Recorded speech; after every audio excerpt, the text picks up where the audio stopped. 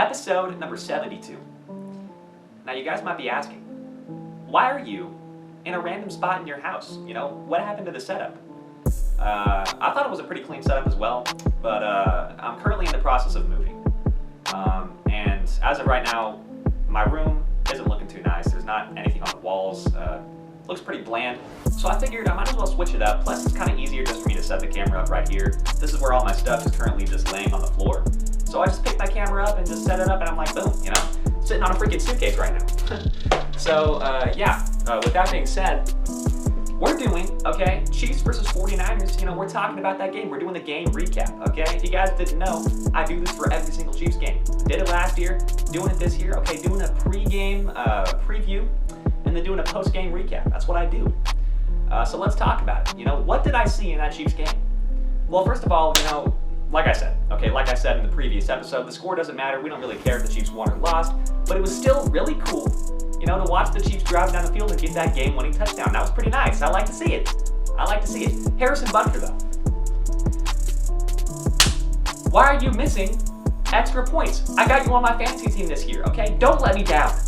You gotta hit those. I mean, every single time. It should be automatic. I mean, I gotta assume this guy's just been practicing kicking extra points all offseason, because, I mean, he struggled with this last year.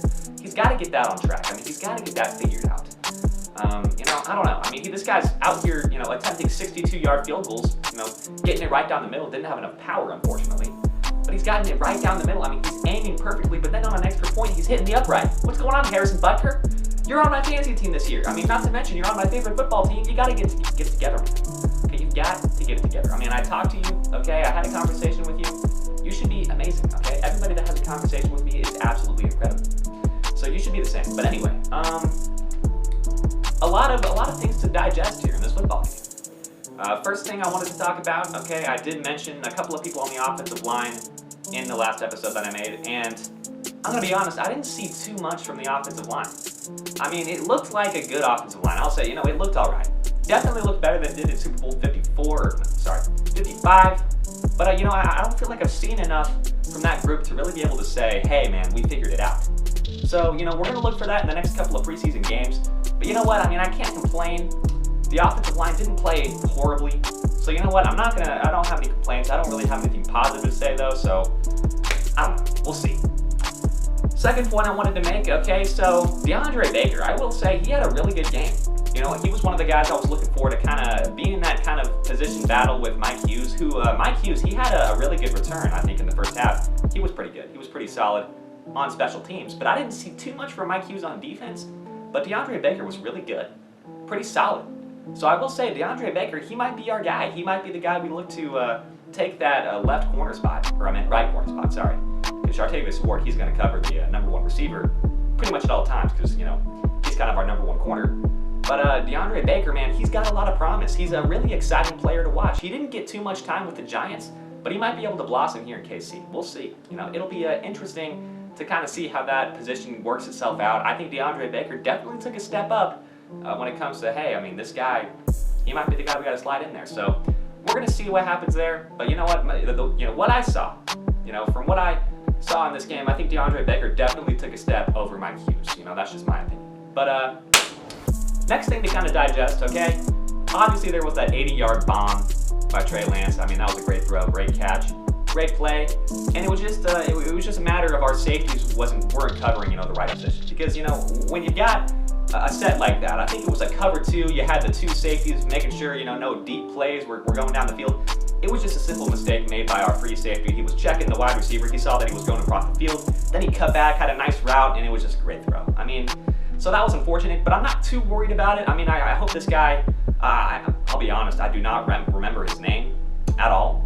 And I will say, actually, just to make sure you guys are aware, I was at a Royals game during all of this. I'll put a picture right here. We were actually sitting up over the left field wall, just having a great time.